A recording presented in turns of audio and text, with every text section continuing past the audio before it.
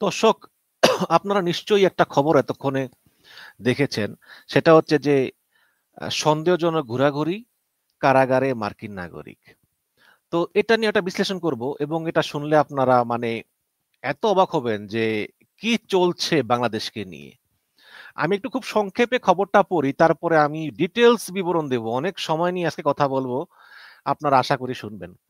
সেটা হচ্ছে যে রাজধানীর মিন্টো রোডের মন্ত্রীপাড়ায় গাড়িতে করে সন্দেহজনকভাবে ঘোরাঘুরির সময় আটক বাংলাদেশি বংশোদ্ভূত মার্কিন যুক্তরাষ্ট্রের নাগরিক এনায়েতুর করিম চৌধুরীকে, ৫৫ বছর বয়স, বিশেষ ক্ষমতা আইনে গ্রেপ্তার দেখিয়ে কারাগারে পাঠিয়ে দিয়েছে আদালত। তাকে কারাগারে পাঠিয়ে দেয়। তো যাই হোক, এখন আসামিকে উপস্থিত করে ৭ দিনের রিমান্ডে নিতে আবেদন করেন তদন্তকারী কর্মকর্তা পরিদর্শক মোহাম্মদ আজিজুল হাকিম। পরে ঢাকার মেট্রোপলিটন ম্যাজিস্ট্রেট দিলরুবা আফরোজ তিথি আসামিকে কারাগারে পাঠানোর আদেশ দেন এবং রিমান্ড শুনানির জন্য ১৫ সেপ্টেম্বর ধার্য করেন। আসামির বিরুদ্ধে রমনা থানায় হওয়া সাধারণ ডায়েরি সূত্রে জানা যায় যে শনিবার সকাল 10:30টায় রাজধানীর মিন্টু রোডের মন্ত্রীপাড়া এলাকায় একটি প্রাডো গাড়িতে করে সন্দেহজনকভাবে চলাচল করতেছিলেন আসামি এনায়েত করিম চৌধুরী। নামটা হয়তো অনেকের চেনা চেনা লাগতেছে যারা খোঁজখবর রাখেন। যারা রাখেন না তাদেরকে আমি বলবো একটু পরেই।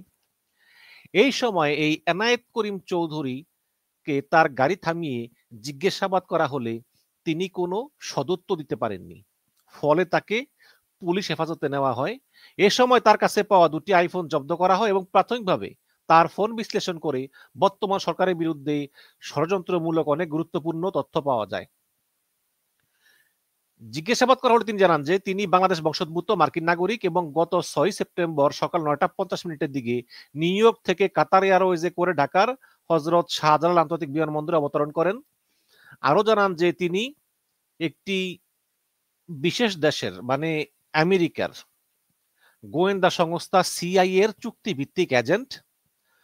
বর্তমানে বাংলাদেশের অন্তর্বর্তীকালীন ইউনূস সরকার খুব নাজুক অবস্থায় আছেন এবং সেনাবাহিনীর সঙ্গে তাদের দূরত্ব তৈরি হয়েছে এবং এই সুযোগ নিয়ে এই এনায়েত করিম বর্তমান সরকারকে পরিবর্তন করে নতুন জাতীয় সরকার বা তত্ত্বাবধায়ক সরকার গঠনের নিমিত্তে কাজ করার জন্য তিনি বাংলাদেশে এসেছেন এবং তিনি গত ৬ এবং ৭ সেপ্টেম্বর সোনারগাঁ হোটেলে অবস্থান করেন।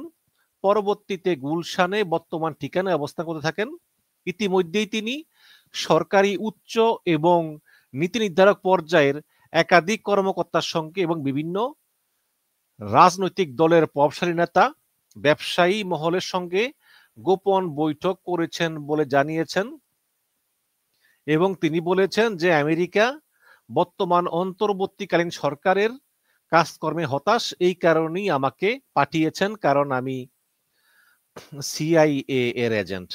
সুতরাং আগামী ২১ অক্টোবর সুপ্রিম কোর্ট যেই তত্ত্বাবধায়ক সরকার বাতিলের রায় রহিত করবেন, এই উপলক্ষে তত্ত্বাবধায়ক সরকার ব্যবস্থা যদি পুনঃপ্রতিষ্ঠিত হয় তখন সেনাবাহিনী সমর্থিত নতুন জাতীয় সরকার গঠিত হবে এবং নতুন এই সরকারে কারা অংশগ্রহণ করবেন, সরকার প্রধান কে হবেন, এটা আমার মাধ্যমে এনায়েত করিম বলতেছেন তার মাধ্যমে আমেরিকা নির্ধারণ করে দেবে বলে জানান এবং তিনি বাংলাদেশের বর্তমান প্রেক্ষাপটের আলোকে সরকারি বেসরকারি ও ঊর্ধ্বতন কর্তৃপক্ষের বর্তমান অবস্থান এবং বিভিন্ন রাজনৈতিক দল নেতাদের তথ্য সংগ্রহ করে সেই সিআইএ এর কাছে আমেরিকার সিআইএ এর কাছে হস্তান্তর করতেন বলে জানান।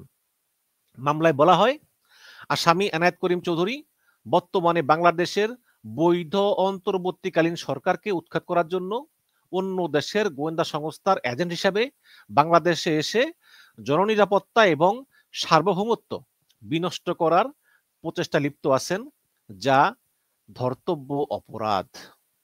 ভালো কথা। এখন প্রশ্ন হচ্ছে যে আসলেই কি এনায়েত করিম ওরফে মাসুদ, তার কিন্তু আটানা মাসুদ করিম, তিনি কি আসলেই আমেরিকার সিআইএ এর এজেন্ট? আর আমেরিকা কি আসলেই ডক্টর ইউনূসকে পছন্দ করে না? দেখুন দর্শক, আমেরিকান গোয়েন্দা সংস্থার নাম ভাঙিয়ে দীর্ঘদিন ধরেই এই এনায়েত করিম ওরফে মাসুদ করিম প্রতারণা করে আসছিল। বাংলাদেশে যখনই হাসিনা বিরোধী আন্দোলন তীব্র হয়ে উঠত, তখনই এই প্রতারক মাসুদ করিম বা এনায়েত করিম, এর নাম দুইটা, বিএনপি জামাতের কিছু শীর্ষ নেতাদেরকে বিজনেস ক্লাসের টিকিট দিয়ে নিয়ে যেতেন থাইল্যান্ড বা সিঙ্গাপুরে এবং নিজেকে আমেরিকান গোয়েন্দা সংস্থার কর্মকর্তা দাবি করে তাদেরকে ভুল পথে পরিচালনা করে আন্দোলন ঠান্ডা করতেন এবং হাসিনার পতন হবে হবে হচ্ছে হচ্ছে করে কয়েক বছর ধরে এই বাংলাদেশেরই গোয়েন্দা সংস্থা ডিজিএফআই এর হয়ে কাজ করত এই প্রতারক মাসুদ করিম।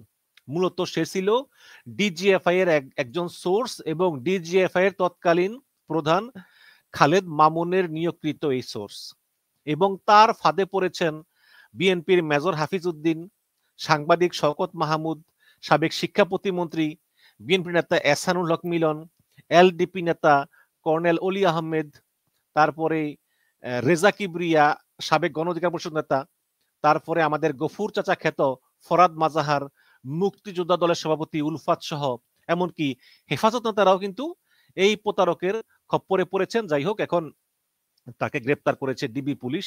এদিকে শোনা যায় যে সরকারের কিছু প্রভাবশালী ব্যক্তিবর্গ বা সেনাবাহিনীর কিছু প্রভাবশালী লোক তাকে ছাড়িয়ে নেওয়ার চেষ্টা করতেছেন। আমি ধিক্কার জানাই, কারণ এই প্রতারককে গ্রেপ্তার করে তাকে উপযুক্ত শাস্তি দিতেই হবে। তাহলে আবারও ফিরে আসি যে কে হচ্ছে এই এনায়েত করিম মাসুদ করিম। দর্শক, পৃথিবীর সকল গোয়েন্দা কাহিনী ফেল মারবে আপনারা যদি এই এনায়েত করিমের জীবন কাহিনী শুনেন। সাংবাদিক মনির হায়দার এখন প্রধান উপদেষ্টার বিশেষ সহকারী, তিনি তো ভিডিও করেন না, তিনি ভিডিও করলে আমার চেয়ে ভালো বলতে পারতেন। মূলত এই এনায়েত করিম মাসুদ করিমের অনেক কাহিনী কিন্তু তার কাছ থেকেই শোনা। এই এনায়েত করিম ওরফে মাসুদ করিম এ হচ্ছে কিন্তু ভারতের র কর্তৃক পরিচালিত, ভারতের র এবং বাংলাদেশের ডিজিএফআই এই দুইটার সমন্বয়ে এই মাসুদ করিম চলতো এবং মাসুদ করিম এবং তানভীর ইসলাম জয়, আমি এনায়েত করিমের জায়গায় মাসুদ করিম বলবো কারণ এই দুজন কিন্তু একই, কারণ এই এজেন্টদের নানা নাম থাকে। তো এই এনায়েত করিম আর তানভীর ইসলাম জয় এই দুইজনকে নিয়োগ দেয় ভারতীয় গোয়েন্দা সংস্থা র এবং এরা ভারতীয় গোয়েন্দা সংস্থা র এবং বাংলাদেশ প্রতিরক্ষা গোয়েন্দা পরিদপ্তর ডিজিএফআই এই দুইটার ভাড়ায় খাটা চাকর। আর এদের বাংলাদেশের পরিচালক ছিল খালেদ মামুন আর ভারতের পরিচালক ছিল কেডি মানে কুমার দত্ত। কুমার দত্ত ভারতীয় গোয়েন্দা সংস্থার একজন বড় অফিসার। তো এই দুইজন বিভিন্ন বিরোধী রাজনৈতিক দলনেতাদের কাছে নিজেদেরকে মার্কিন যুক্তরাষ্ট্রের গোয়েন্দা সংস্থা সিআইএ এর কর্মী হিসাবে পরিচয় দিত, কিন্তু আদতে এদের সিআইএ এর গোয়েন্দা হওয়ার যোগ্যতা নাই। আমি একটু ছবি দিয়ে দিই আপনাদেরকে। এই যে এই বাম পাশের জন হচ্ছে গিয়ে এই এনায়েত করিম আর ডান পাশের জন একটু যে গালগোল ফুলায় হচ্ছে গিয়ে তানভীর ইসলাম জয়। তো এই দুইজন হচ্ছে আর কি, এই হচ্ছে এদের অবস্থা। তো এখন এরা মূলত র এবং ডিজিএফআই এর মানে পরিকল্পনায় মানে আওয়ামী লীগ বিরোধী নেতা নেত্রীদের কাছে এই বলে গল্প দেয় যে তারা নাকি মার্কিন সেন্ট্রাল ইন্টেলিজেন্স এজেন্সি যেটা সিআইএ এ কাজ করে এবং তাদেরকে সিআইএ কাজ দিয়েছে হাসিনাকে হটানোর, যা পুরোপুরি বানোয়াট। এবং এই মার্কিন গোয়েন্দা সংস্থা সিআইএ এর নাম বিক্রি করে এই দুই প্রতারক বিভিন্ন রাজনৈতিক ব্যক্তিত্ব, অবসরপ্রাপ্ত সামরিক কর্মকর্তা, আমলাদেরকে বিশ্বাস করাতে সক্ষম হয়েছেন। কারণ র এবং ডিজিএফআই এর বরাদ্দ যেই 85 কোটি টাকা বাজেট, এই বাজেটের সিংহভাগ অংশ কিছু মুষ্টিমেয় প্রভাবশালী রাজনৈতিক নেতার পিছনে হাসিনা সরকার ব্যয় করেছে এই এনায়েত করিমের মাধ্যমে। এখন এই এনায়েত করিম তো গ্রেপ্তার হলো, তাহলে প্রশ্ন হচ্ছে যে এনায়েত করিমকে তো আমরা পেলাম, তাহলে তানভীর ইসলাম জয়ের খবর কি? তানভীর ইসলাম জয় হাসিনা পালিয়ে যাওয়ার কয়েক মাস আগে 2024 সালের 12 এপ্রিল মালয়েশিয়ার কুয়ালালামপুরে একটি তালাবদ্ধ অ্যাপার্টমেন্ট থেকে তার লাশ উদ্ধার করে মালয়েশিয়ার পডু থানা পুলিশ। এবং এই তানভীর ইসলাম জয় মালয়েশিয়াতে অবস্থান করতেছিলেন তারেক রানা পরিচয়। তারেক রানা, যেমন এই লোকের নাম যে এনায়েত করিম, মাসুদ করিম, জয়ের আরেক নাম ছিল তারেক রানা। এবং এই তারেক রানা ভারতীয় পাসপোর্ট নিয়ে ভারতীয় গোয়েন্দা সংস্থারও তাকে ভারতীয় পাসপোর্ট বানিয়ে দিয়ে মালয়েশিয়া পাঠিয়ে দিয়েছিলেন। এবং ধারণা করা হয় যে তানভীর ইসলাম জয় শেষ পর্যন্ত কিডনি রোগে আক্রান্ত হয়ে একদম অসার হয়ে গিয়েছিলেন। তার আর আসলে কাজকর্ম করার ক্ষমতা ছিল না। সুতরাং ধারণা করা হয় যে তার প্রয়োজন ফুরিয়ে যাওয়ায় তাকে মালয়েশিয়ার কুয়ালালামপুর অ্যাপার্টমেন্টে তাকে দুনিয়া থেকে সরিয়ে দেওয়া হয়। তো তার মানে তানভীর ইসলাম জয় আসলে আর বেঁচে নেই। আপনাদের মনে আছে কিনা জানি না, 2023 সালের সেপ্টেম্বরে আমেরিকার ভিসা নীতি যে ঘোষণা হয়েছিল যে যারা গণতন্ত্রের বিরুদ্ধে থাকবেন তাদেরকে আমেরিকা ভিসা নিষেধাজ্ঞা দেওয়া হবে। আপনাদের খেয়াল আছে কিনা জানি না, তারপর থেকে কিন্তু বাংলাদেশের রাজনীতি খুব দ্রুত বাঁক নিচ্ছিল। এবং এই ভিসা নীতিকে কাজে লাগিয়ে তখন জামায়াতে ইসলামী ইঞ্জিনিয়ার্স ইনস্টিটিউটে একটা সফল সমাবেশ করে জানান দিল যে যতই নিষেধাজ্ঞা দিক না কেন শেখ হাসিনা, বাংলাদেশের রাজনীতিতে জামাত আরো বেশি প্রাসঙ্গিক। এবং 2022 সালের ডিসেম্বর থেকে বিএনপি এক প্রকার প্রকাশ্যেই জামাত ইসলামকে বর্জন করে চলতেছিল। শুধু প্রকাশ্যে সমাবেশ নয়, ঘরোয়া মিটিংগুলোতেও জামাতের সঙ্গে সব রকমের সম্পর্ক বিএনপি অস্বীকার করে আসতেছিল। এবং জামাত ইসলাম 2023 সালের শুরুর দিকে প্রথম 2 মাস বিএনপির সঙ্গে সম্পর্ক উন্নয়নের চেষ্টা করে, কিন্তু বিএনপি জামাতকে পাত্তাই দেয় না এবং জামাতকে একঘরে করে রাখার একটা অপপ্রয়াস চালায় বিএনপি। এবং এর নেপথ্যে কে বা কারা কাজ করেছিল তখন তা বলা মুশকিল। তবে আমার জানা মতে এবং বিভিন্ন সোর্স থেকে প্রাপ্ত তথ্য মতে বিএনপির মধ্যে থাকা বামপন্থীরা মূলত এই প্রচেষ্টা চালিয়ে যাচ্ছিল এবং এর পেছনে কলকাঠি নাড়েন এই এনায়েত করিম ওরফে মাসুদ করিম এবং এই এনায়েত করিমের কাছের বিএনপি নেতাদের মাধ্যমে তিনি জামাতকে জোট থেকে বাদ দিয়ে জামাতের পরিবর্তে জাতীয় পার্টি এবং গণ অধিকার পরিষদকে বিএনপির কাছে টানার চেষ্টা করেন। এবং বুঝেই হোক না বুঝেই হোক মির্জা ফখরুল ইসলাম আলমগীর এই প্রচেষ্টার একজন গুরুত্বপূর্ণ হোতা বলে মনে করা হচ্ছে। জামাতের 2023 সালের যে 10ই জুনের সমাবেশ, সেই সমাবেশ জামাতকে আবার রাজনীতির মূল ধারায় ফিরিয়ে আনে এবং জামাত আবারও প্রাসঙ্গিকতা পায়। সুতরাং এরপরে আওয়ামী লীগ এবং বিএনপি উভয়ই এই ফ্যাক্টরটাকে কাজে লাগাতে চাইতেছিল। তাই জামাত নিয়ে মিডিয়া পাড়াতেও হইচই পড়ে যায়। এই হইচইয়ের মাঝে নতুন করে আলোচনা জন্ম দেয় নূরের গণ অধিকার পরিষদ। সেখানে আপনাদের খেয়াল আছে কিনা জানি না, রেজা কিবরিয়া এবং নুরুল হক নূর পরস্পরকে বহিষ্কার করে। কিন্তু এর নেপথ্যে কি? এর নেপথ্যেই কিন্তু ছিল বিএনপি। এই এনায়েত করিম ওর মাসুদ করিম বিএনপিকে দিয়ে এই কলকাঠিটা নাড়ায় যাতে উভয়কে বহিষ্কার করে। যেমন বিএনপির কিছু দেশপ্রেমিক নেতা যেমন রুহুল কবির রিজভী তখন গণ অধিকার পরিষদ থেকে রেজা কিবরিয়াকে বের করে দেওয়ার জন্য নুরুল হক নূরকে চাপ দেয়। এর কারণ কি? কারণ হচ্ছে প্রথমত রেজা কিবরিয়া আওয়ামী লীগ থেকে আসা, দ্বিতীয়ত হচ্ছে এই রেজা কিবরিয়া এই ডিজিএফআই এর সোর্স মাসুদ করিম বা এনায়েত করিমের সঙ্গে সম্পৃক্ত। এবং এই পর্যন্ত বিএনপি তাদের বিএনপির মধ্যে যারাই মাসুদ করিম বা এনায়েত করিমের সঙ্গে সম্পর্ক রেখেছে তাদেরকে বিএনপি বহিষ্কার করেছে। অর্থাৎ আওয়ামী লীগ বিরোধীদের মধ্যে সে বিএনপি করুক আর যাই করুক, যারাই এই এনায়েত করিমের সঙ্গে যুক্ত তাদের ব্যাপারে বিএনপি সতর্ক। এর শুরুটা হয়েছিল অলি আহমেদ থেকে, এই যে এলডিপির অলি আহমেদ। 2018 সালের বিতর্কিত নির্বাচনের পর থেকে সরকার পতনের লক্ষ্যে বিদেশের মাটিতে দফায় দফায় বৈঠক অনুষ্ঠানের খবর প্রকাশ পেয়েছিল এবং বিনা ভোটে এই জাতীয় সরকার প্রতিষ্ঠায় তৎপর বিভিন্ন দলের প্রায় 50 জন নেতা এইসব বৈঠকে অংশগ্রহণ করেছেন, যে হাসিনাকে সরিয়ে একটা জাতীয় সরকার গঠন করা হবে।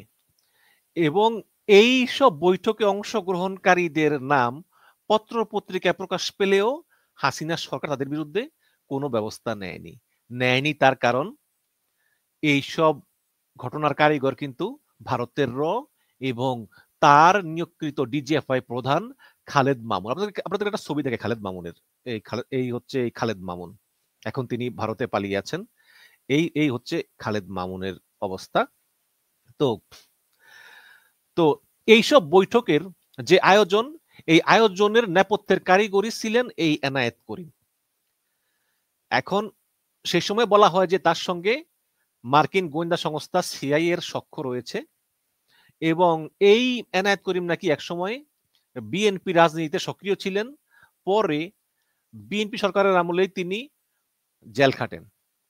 মাসুদ করিমের সাথে নেপালে, থাইল্যান্ডে এই এলডিপির চেয়ারম্যান সাবেক কর্নেল অলি আহমেদের একাধিক বৈঠক হওয়ার খবরও আমরা পেয়েছি। এবং 2018 সালের সংসদ নির্বাচনের পরে 2019 সালে হঠাৎ করে কর্নেল অলি আহমেদ জাতীয় মুক্তি মঞ্চ গঠন করে খুব তৎপরতা দেখান। এর নেপথ্যেও ছিল কিন্তু এই এনায়েত করিম অলি আহমেদকে বিএনপির একাধিক নেতাকে, মানে অলি আহমেদ সহ বিএনপির একাধিক নেতাকে রাষ্ট্র ক্ষমতায় পট পরিবর্তনের স্বপ্ন দেখান। এই এনায়েত করিম তাদের কাছে নিজেকে আমেরিকার সিআইএ এর এজেন্ট বলে পরিচয় দেন, এবং এই এনায়েত করিমের তৎপরতায় অলি আহমেদ জাতীয় মুক্তি মঞ্চ গঠন করে মধ্যবর্তী নির্বাচনের দাবিতে সোচ্চার হয়েছিলেন। তখন এনায়েত করিমের সঙ্গে ব্যাংকক এবং নেপালে অলি আহমেদ একাধিক বৈঠকও করেন। ওইসব বৈঠকে বিএনপি এবং হেফাজত ইসলামের একাধিক নেতা অংশ নেন। তো তার এই আন্দোলনের সময় তিনি কর্নেল অলি জামাতকেও তার সাথে নিয়ে নেন। কিন্তু একটু পরেই জামাত যখন বুঝতে পারে যে এর ফান্ডিং বাইরে থেকে আসতেছে, তখন জামাত ইসলাম সতর্ক হয় ও সরে আসে। এক পর্যায়ে অলি আহমেদ নিজের দল এলডিপির কেন্দ্রীয় এক নেতার সঙ্গে এনায়েত করিমের পরিচয় করিয়ে দেন। এবং এলডিপির ওই নেতা পোশাক ব্যবসায়ী, তার অনেক গার্মেন্টস আছে। তখন অলি আহমেদ বলেন যে এনায়েত করিম একজন খুবই প্রভাবশালী ব্যক্তি এবং আমেরিকান সেনাবাহিনীর সঙ্গে তার বিশেষ সখ্যতা আছে। এখন মার্কিন সরকার মার্কিন সেনাবাহিনীর জন্য কিছু ইউনিফর্ম অর্ডার দিতে চায় এনায়েত করিমের মাধ্যমে। তো এই অর্ডারগুলি পেতে হলে এই তার যে গার্মেন্টসটা আছে, মানে এলডিপির ওই নেতার, সেই গার্মেন্টসটা মার্কিন ডিফেন্স লজিস্টিকের তালিকাভুক্ত করতে হবে। তো মার্কিন ডিফেন্স লজিস্টিকের তালিকাভুক্ত যদি কোনো গার্মেন্টস হতে হয়, তাহলে তাকে $1 লাখ জমা দিতে হবে। তখন ব্যবসায়ী বললেন যে আমার কাছে তো এত টাকা নাই। তখন এনায়েত করিম বলে, ঠিক আছে, আপনি দেন $50,000 আর বাকিটা আমি দিয়ে দিব আপনার পক্ষ থেকে। মানে সবই তো হয়েছে গিয়া ভাওতাবাজি, তাই না? তখন 2019 সালে জুলাই মাসে ওই ব্যবসায়ী অলি আহমেদকে, তখন তো ডলারের দাম কম ছিল, 75 টাকা বা 80-85 টাকা, ওই ব্যবসায়ী তিনি অলি আহমেদকে $50,000 সমপরিমাণ 43,10,000 টাকা দেন। আর অলি আহমেদ সেই টাকা মাসুদ করিমকে, মানে এনায়েত করিমকে পাঠিয়ে দেন। কিন্তু দিনের পর দিন ফোন করার পরেও সেই এনায়েত করিম ফোনও ধরে না, আর আমেরিকান সেনাবাহিনীর কোনো পোশাকের অর্ডারও ওই ব্যবসায়ী আর পাননি। পরে এই ব্যবসায়ী বলতেছে অলি আহমেদকে যে আমার টাকা ফেরত দেন, না হলে আমি আপনাকে আপনার মুখোশ ফাঁস করে দেব। এক পর্যায়ে বাধ্য হয়ে অলি আহমেদ 3টা চেকে টাকা ফেরত দেন, এবং পরে ব্যবসায়ী এলডিপি ছেড়েই চলে যান।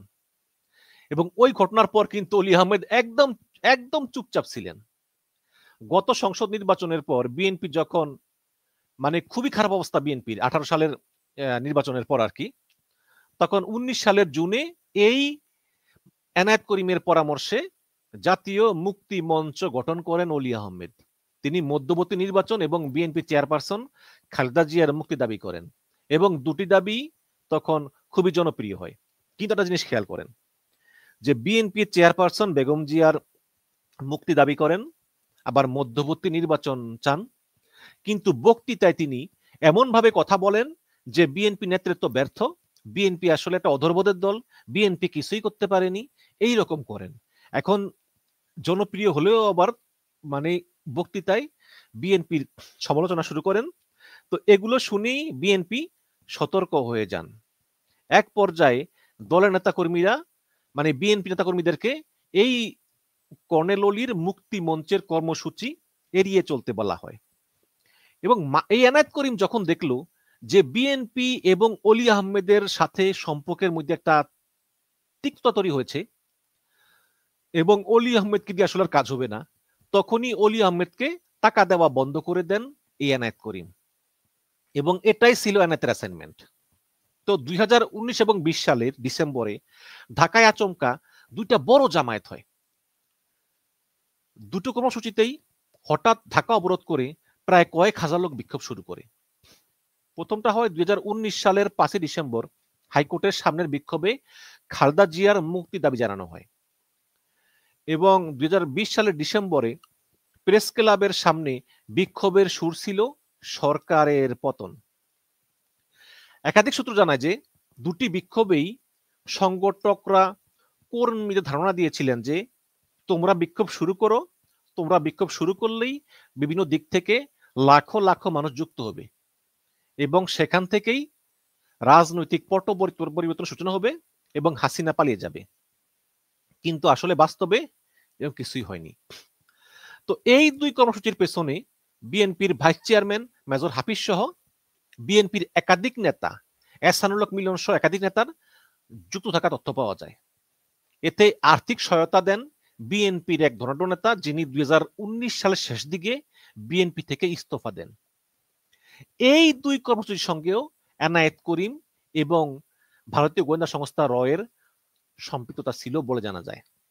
এবং এর রেশ ধরে আপনারা জানেন যে দলের ভাইস চেয়ারম্যান হাফিজউদ্দিন আহমেদকে সতর্ক করা হয় এবং আরেক ভাইস চেয়ারম্যান শওকত মাহমুদকে দল থেকে বহিষ্কার করা হয়। এবং শওকত মাহমুদ স্বীকার করেছিলেন যে তিনি এনায়েত করিমকে চেনেন, এনায়েত করিম একজন গুরুত্বপূর্ণ ব্যক্তি, তার ভালো আন্তর্জাতিক যোগাযোগ আছে। এবং বিএনপি থেকে বহিষ্কার হয়ে শওকত মাহমুদ ফরহাদ মাজারের সঙ্গে ইনসাফ কায়েম কমিটি নামে নতুন একটি সংগঠন আত্মপ্রকাশ করেন এবং ঢাকার বনানীর অভিজাত শেরাটন হোটেলে এটার আপনার উদ্বোধন অনুষ্ঠান হয়। এবং এই সব খরচ দিয়েছিলেন এই এনায়েত করিম ওর মাসুদ করিম, এই ফরহাদ মাজারকে খরচ দিয়েছিলেন এই ইনসাফ কায়েম কমিটি করার জন্য। এবং এই ইনসাফ কায়েম কমিটি থেকেও বিএনপি খুব সতর্ক অবস্থানে ছিলেন। তো ঢাকায় বড় ধরনের বিক্ষোভ আয়োজনের লক্ষ্যে থাইল্যান্ডের রাজধানী ব্যাংককে 2022 সালের ফেব্রুয়ারিতে একটা বৈঠকে অংশ নেন এই এনায়েত করিমের সঙ্গে হেফাজতে ইসলামের যুগ্ম মহাসচিব মনির হোসেন কাসেমি। তিনি 2018 সালে জাতীয় সংসদ নির্বাচনে নারায়ণগঞ্জ 5 আসন থেকে জমিয়তে উলামায়ে ইসলামিয়া থেকে 20 দলীয় জোটের প্রার্থী ছিলেন। এবং প্রথম আলোকে তিনি বলেছেন যে আমার পিতা নূর হোসেন কাসেমি হুজুরের নির্দেশনায় আমি ব্যাংককে গিয়েছিলাম, কিন্তু সেখানে যাওয়ার পর এনায়েত করিমের কথাবার্তা এটাকে আমার কাছে কার্যকরী কিছু মনে হয়নি। রাজপথে যখন আমাদের নেতাকর্মীদেরকে পুলিশ দাঁড়াতেই দিচ্ছে না, ঠিক তখনই কোনো ঘোষণা ছাড়াই 19 সালের 5 ডিসেম্বর বেগম জিয়ার মুক্তির দাবিতে হাইকোর্ট প্রাঙ্গণে কয়েকশো লোক বিক্ষোভ প্রদর্শন করে আদালত সংলগ্ন এলাকায় তীব্র যানজট সৃষ্টি হয়, গাড়ি ভাঙচুর হয় এবং নজিরবিহীনভাবে দায়িত্বরত পুলিশ নীরব ছিল, কোনো কথাই বলেনি। ঠিক একইভাবে 2020 সালের 13 ডিসেম্বর ঢাকার পল্টন মোড় মুক্তাঙ্গন এলাকায় 1000 লোক আকস্মিক অবস্থান গ্রহণ করে এবং হাসিনার পতনের ডাক দেয়। সেখানেও পুলিশ নীরব দর্শকের ভূমিকায় ছিল। এবং 27শে মার্চ তারপরের বছরের পেশাজীবী সমাজের ব্যানারে প্রেস ক্লাবের সামনে কয়েক হাজার লোক দিনব্যাপী অবস্থান গ্রহণ করে আশেপাশের এলাকায় যানজট সৃষ্টি হয় এবং হাইকমান্ডের অনুমতি তোয়াক্কা না করেই বিএনপির কিছু নেতা এই কর্মসূচিতে অংশগ্রহণ করেন। অপরদিকে বিএনপির হাইকমান্ড নিজস্ব দলীয় চ্যানেলে বিএনপি নেতাকর্মীদেরকে এইসব কর্মসূচি বর্জনের নির্দেশ দেয় এবং এই কর্মসূচিগুলো ছিল খুবই মারমুখী। কিন্তু রসের ব্যাপার হলো যে পুলিশ একটি কর্মসূচিতেও বাধা দেয়নি, কাউকে গ্রেপ্তার বা কারো বিরুদ্ধে মামলাও করেনি এবং এই কঠোর কর্মসূচিগুলো সফলভাবে পালনের ফলে এক শ্রেণীর বিএনপি নেতাকর্মীদের মধ্যে সরকার পতন আন্দোলনের ব্যাপারে যে মূল নেতৃত্ব তাদের আন্তরিকতা নিয়ে সংশয় দেখা দেয়। মানে বিএনপির এক নেতাকে আরেক নেতার বিরুদ্ধে লাগিয়ে দেয়। যেমন মির্জা আব্বাস মনে করে মির্জা ফখরুল সরকারের দালাল, মির্জা ফখরুল মনে করে মির্জা আব্বাস সরকারের দালাল এবং এই সব কলকাঠি নারে এই এনায়েত করিম। এই তো তারা কৌশলে সরকারের পক্ষ হয়ে সরকার হটানোর নামে মূলত বিএনপির বিরুদ্ধে ষড়যন্ত্র করেছিল এবং এই এনায়েত করিমের উদ্দেশ্যই ছিল যে বিএনপি সব বিরোধী দলগুলোকে বিচ্ছিন্ন এবং বিক্ষিপ্ত করে মূলত হাসিনার হাতকে শক্তিশালী করা। এর জন্য অলি আহমেদ, বিএনপির কয়েক ডজন নেতা, হেফাজতে ইসলাম, তারপরে এহসানুল হক মিলন, সর্বশেষ রেজা কিবরিয়াকে হাত করেছিল এনায়েত করিম এবং এই এনায়েত করিম বাংলাদেশিদেরকে নিয়ে ব্যাংককে, কাঠমান্ডুতে বেশ কয়েকটি সম্মেলনের আয়োজন করেছিল। এই তো তিনি এই মার্কিন গোয়েন্দা সংস্থার পরিচয়ে বিভিন্ন বিরোধী দলের নেতাকে বিভ্রান্ত করলেও তিনি আসলে এই বাংলাদেশ সরকারি গোয়েন্দা সংস্থা ডিজিএফআই এর paid agent major general Khaled Mamun. তিনি শেখ হাসিনা সরকারের ডিজিএফআই এর মহাপরিচালক থাকার সময় কিন্তু মাসুদ করিমকে তিনি রিক্রুট করেন। এরপর থেকে মাসুদ করিম সিআইএ পরিচয় দিয়ে বিএনপির উপরে কাজ শুরু করেন এবং বিভিন্ন নেতাদের সঙ্গে যোগাযোগ করে তাদের উপর প্রভাব বিস্তার করে তাদেরকে বিশ্বাস করাতে সক্ষম হন যে সিআইএ কে ব্যবহার করে তিনি বাংলাদেশে দখলদার হাসিনা সরকারের পতন ঘটাতে সক্ষম হবেন এবং হাসিনা সরকারকে নামানোর কথা বলে মাসুদ প্রায়ই বাংলাদেশে কিছু রাজনীতিবিদদের নিয়ে দেশে বিদেশে মিটিং করেন এবং অনেককে টাকা পয়সা বিমানের টিকিটও কেটে দেন। এই বিষয়টি কিন্তু বিএনপির হাইকমান্ড উপলব্ধি করতে পারে এবং এই ব্যাপারে সবাইকে সতর্ক করেন এবং দলের যেসব নেতা কর্মীরা এই এনায়েত করিমের সঙ্গে সম্পর্ক রেখেছিল তাদেরকে দল থেকে বহিষ্কার করে বিএনপি এবং রেজা কিবরিয়ার ব্যাপারেও একই কাজ করে বিএনপি। নুরুল হক নূরদের বিএনপি বোঝাতে সক্ষম হয় যে এই এনায়েত করিম একজন সরকারি গোয়েন্দা এবং বিরোধী দলকে মিসগাইড করাই তার কাজ। এই কারণে রেজা কিবরিয়াকে সতর্ক করতে বলে নূরদের এবং নূর রেজা কিবরিয়াকে বলেন যে আপনি ব্যাখ্যা করুন কেন আপনি এনায়েত করিমের সঙ্গে মিটিং করেছিলেন। এই প্রশ্নে রেজা কিবরিয়া বিষয়টি এড়িয়ে যান। রেজা কিবরিয়া পাল্টা বলে নূরকে যে তুমিও তো মোসাদের মেহেন্দি সাবিদের সঙ্গে বৈঠক করেছিলে। এর পরিপ্রেক্ষিতে রেজা কিবরিয়াকে দল থেকে সরিয়ে দেয় গণ অধিকার পরিষদ। তো বর্তমানে যেহেতু আপনার আরেকটা কথা বলি, সেটা হচ্ছে যে আপনাদের খেয়াল আছে 2023 সালের 28শে অক্টোবর বিএনপি ঢাকা শহরে প্রায় 15 লক্ষ লোকের জমায়েত করে। তখন পুলিশ সেই বিশাল মহাসমাবেশকে ছত্রভঙ্গ করে দেয়। ছত্রভঙ্গ করে দেওয়ার পরে তখন বিএনপি অফিসের ভিতরে এই যে সাবেক সেনা কর্মকর্তা চৌধুরী হাসান সরোয়ার্দী তিনি এক ব্যক্তিকে নিয়ে বিএনপির অফিসে বসেন। সেই ব্যক্তি তার নাম হচ্ছে মিয়ান আরেফিন। তিনি নিজেকে বাইডেনের উপদেষ্টা পদে পরিচয় দেয়। পরিচয় তিনি বলেন যে আজকে আওয়ামী লীগ যা করলো আমি এটা বাইডেনকে গিয়ে বলবো, বাইডেনকে গিয়ে আমি নালিশ দেব এবং বাইডেন তখন হাসিনার বিরুদ্ধে কঠিন পদক্ষেপ নিবে। আমি ছবিটা দেখাই। এই যে আপনারা দেখেন ছবিটা, এই যে দেখেন যে বাইডেনের কথিত উপদেষ্টা মিয়ান আরিফিন বসে রয়েছেন। তার ডাইন পাশে আছেন ইশরাক আর তার ডাইন পাশে আছেন চৌধুরী হাসান সরোয়ার্দী। ভালো করে দেখুন ছবিটা, এটা বিএনপির অফিসের ভিতরে। তো এই চৌধুরী হাসান সরোয়ার্দী তিনিও কিন্তু এই এনায়েত করিমের দ্বারা মিসগাইডেড হয়ে এই এনায়েত করিমের পরামর্শে মিয়ান আরিফিন নামে এক ব্যক্তিকে বাইডেনের উপদেষ্টা সাজিয়ে তিনি নিয়ে এসেছেন বিএনপির অফিসে। আসলে তিনি বাইডেনের উপদেষ্টা না।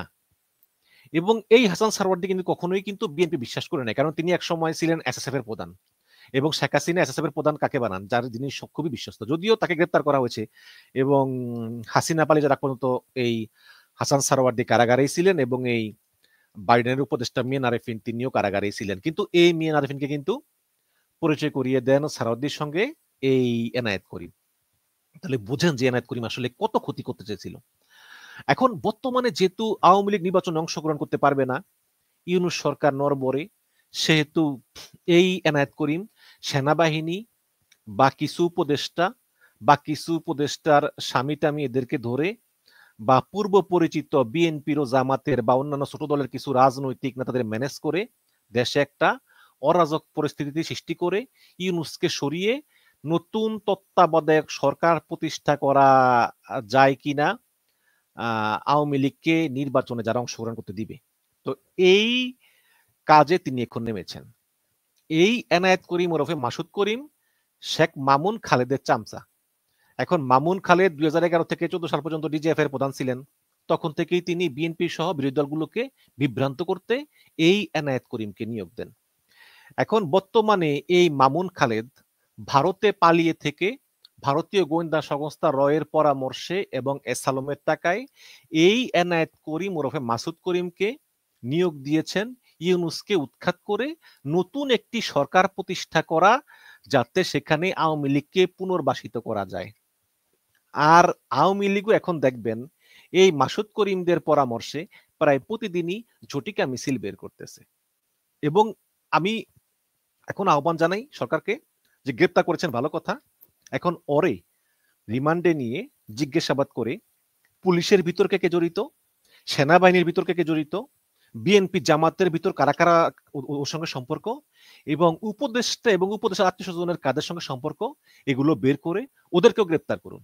ওদেরকেও যদি গ্রেপ্তার করেন তাহলেই একদম সব ঠিক হয়ে যাবে। সব ঠিক হয়ে যাবে, তাহলেই আপনার এই এই এই এনায়েত করিম, এই যে বাম পাশেরটা এনায়েত করিম ওরফে মাসুদ করিম, এই এদের চক্রান্ত চিরতরে দূর হয়ে যাবে। দর্শক ভালো থাকবেন। এতক্ষণ ধরে ধৈর্য ধরে ভিডিও দেখেছেন, আধা ঘন্টার উপরে, একটু আপনাদের ধন্যবাদ জানাই। আসলে অনেক ইনফরমেশন, তো একটু সময় লেগে গেল। আল্লাহ হাফিজ।